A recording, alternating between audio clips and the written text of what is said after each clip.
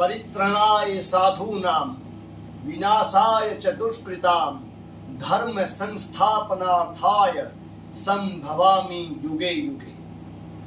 योगीराज श्री कृष्ण की यह उद्घोषणा हमें बताती है कि धर्म की स्थापना के लिए और साधु लोगों की यानी श्रेष्ठ लोगों की रक्षा के लिए तथा इस प्रक्रिया में दुष्टों को दंड देने के लिए, दुष्टों के विनाश के लिए श्री कृष्ण हमारे मध्य में आते हैं।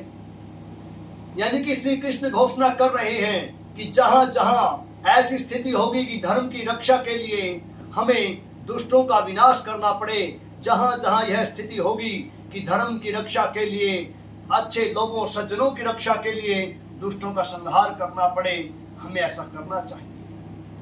गीता की यह युक्ति आज प्रत्येक व्यक्ति को शायद स्मरण है। भारत में रहने वाला ऐसा कोई व्यक्ति नहीं है जो महाभारत गीता से परिचित ना हो। आज हम जन्माष्टमी मना रहे हैं।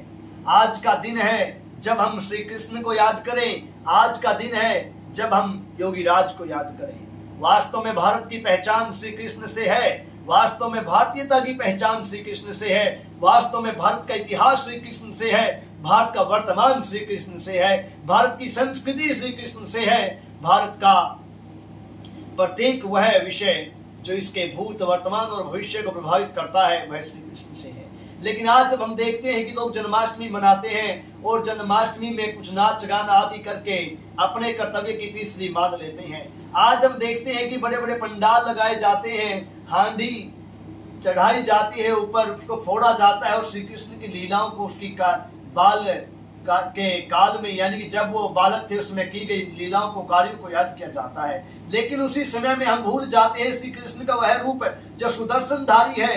हम भूल जाते हैं श्री कृष्ण का वह रूप जो कंस का वध करने वाला है। हम भूल जाते हैं श्री कृष्ण का वह रूप जो धर्म की संस्थापना करने वाला है। हम भूल जाते हैं श्री कृष्ण का वह रूप जो कहता है कि मनुष्य को अपने कर्तव्यों में लिप्त रहना चाहिए, अर्थात अपने कर्तव्य करने चाहिए। हम श्री कृष्ण का वह रूप भूल जाते हैं जो हमें आत्मा की अमरता का एहसास कराता है। हम श्री कृष्ण का गीता का ज्ञान देने वाला वह रूप भूल जाते हैं जिसमें वो कहता है कि आत्मा न काटी जा सकती है न जल से गीली की जा सकती है। अर्थात जो कहता है कि न एनम छिनंती शस्त्राणि न एनम दहिती पावकाल, अर्थात हम ब्रह्म विद्या का ज्ञान कराने वाले श्री कृष्ण का रूप भूल जाते हैं। अर्थात जब हम श्री कृष्ण को याद करते हैं तो कोई एक पहलू को लेकर याद नहीं कर सकते।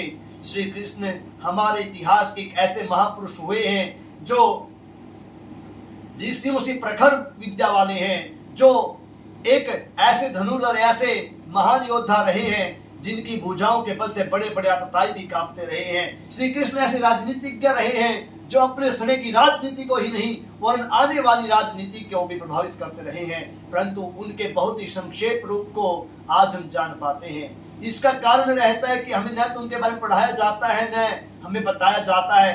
परंपरा से कुछ त्योहार हमारे बीच में जो मनाते रहे हैं, परंपरा से हमारे बीच में जो लौकिक धारणाएं प्रचलित रहती हैं वो चलती रहती हैं और हम ठीक ठीक जानने का प्रयास नहीं करते।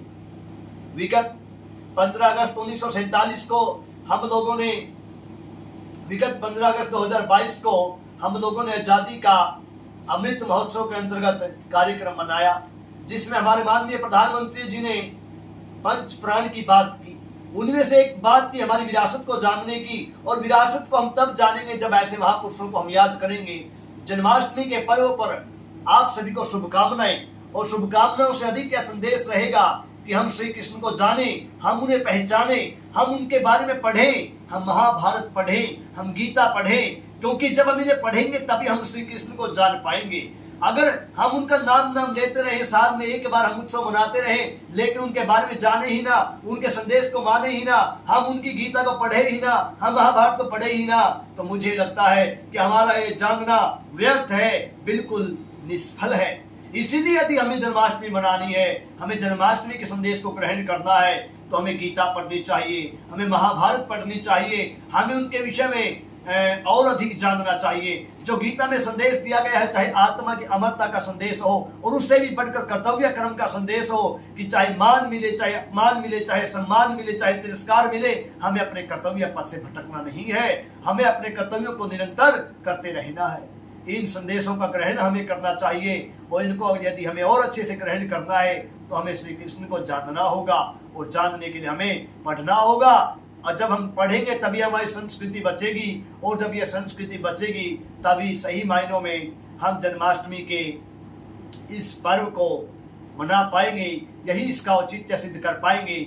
आप जुड़े थे एडी लाइफ स्किल्स के साथ, इस चैनल को आप देख रहे हैं, इसको बढ़ाइए ताकि हम अपने महापुरुषों को जान सके, अपने महापुरुषों को और अधिक तरीके से अपने समाज के साथ जोड़ सकें, अपने समाज को महापुरुषों के साथ जोड़ सकें और अपनी आने वाली पीढ़ियों को, अपनी आने वाली संतानों को बता सके कि उनकी संस्कृति कितनी महान है, कि ऐसी संस्कृति में श्री कृष्ण जैसे महापुरुष पैदा हुए। आप सभी चैनल को शेयर करें, सब्सक्राइब करें, लाइक करें। आप सभी का बहुत बहुत धन्यवाद।